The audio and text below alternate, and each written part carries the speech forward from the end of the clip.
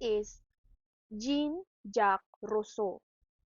Rousseau was a Genevan philosopher, writer, and composer. His political philosophy influenced the progress of the Age of Enlightenment. So the Age of Enlightenment was an intellectual and cultural movement in the 17th and 18th centuries in Europe. It emphasized reason, individualism, and skepticism of traditional authority throughout Europe, as well as aspects of the French Revolution and the development of modern political, economic, and educational thought.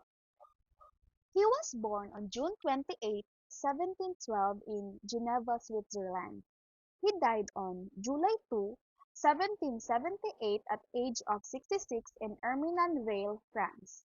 He is the son of Suzanne Bernard Rousseau and Isaac Rousseau. His mother died shortly after his birth. He was raised by his father, which is a watchmaker. Rousseau's formal education was limited, but he showed an early aptitude for music and writing. Rousseau was the last academic of modern philosophers and in many ways was the most influential. His thought marked the end of the European Enlightenment, which is the age of reason. He propelled political and ethical thinking into a new channels. His reforms revolutionized taste, first in music, then in the other arts.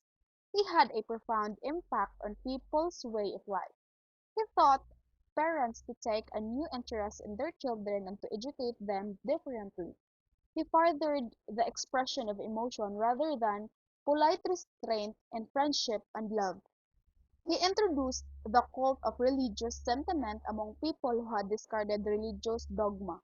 He opened people's eyes to the beauties of nature, and he made liberty an object of almost universal aspiration. So one of the most famous works and writings of Rousseau is the Discourse on the Origin of Inequality. It is also his one of the most influential work. In this discourse, Rousseau explores the concept of inequality among human beings and its origins. He argues that natural human beings were initially equal in their simplicity and freedom, but as society developed, inequalities arose due to the emergence of private property, division of labor, and social institutions. Rousseau critiques the idea of civilization and social progress, suggesting that they have led to moral and social degradation. He proposes a return to a more primitive state of nature, where individuals can regain their natural freedom and equality. Overall, the discourse delves into the philosophical and political implications of human inequality and societal development. And now, let us move on to his contributions. First, we have the virtue. He believed that virtue was inherent in human nature but often corrupted by societal influences.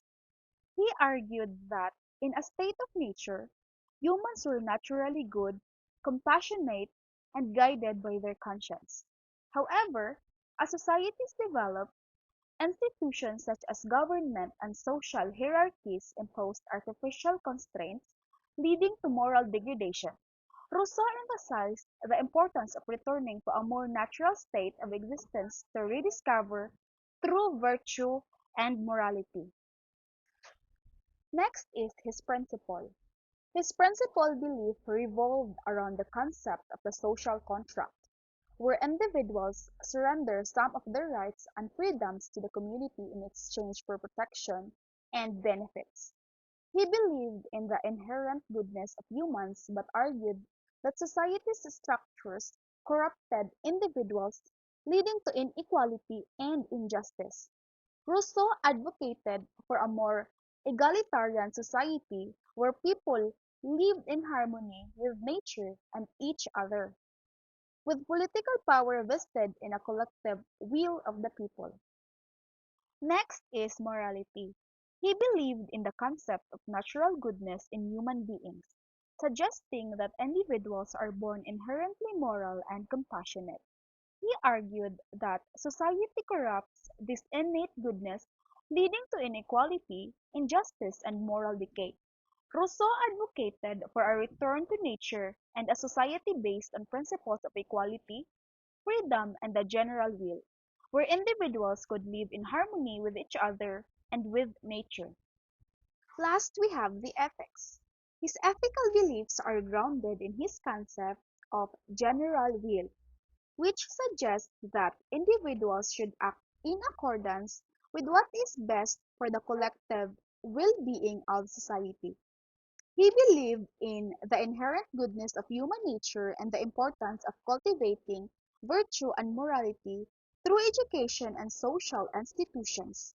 Rousseau emphasized the idea of social contract, wherein individuals surrender some of their freedoms for the common good, and argued for a society based on equality, justice, and promotion of the general welfare. And to end my discussion, here's one of the famous quotes of Rousseau: "The world of reality has its limits.